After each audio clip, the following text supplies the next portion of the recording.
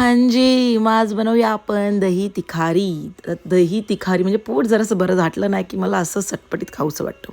मग मी लसूण आणि मिरची अशी ठेचून घेतली कुटकुट करून आणि नंतर मग दहीला फेटून घेतलं.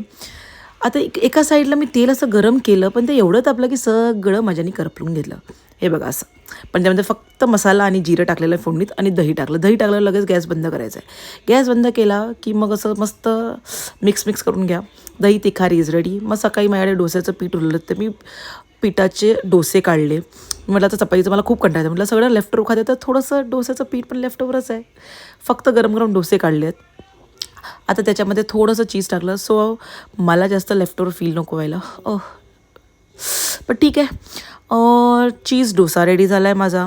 त्यासोबत मी असं टँगी आणि स्पायसी दही तिखारी पण माझी रेडी आहे. ते बघा ना जिरं कसं करपलं आहे नुसतं. माझ्या मॅनेजरच्या मनासारखं पण ठीक आहे.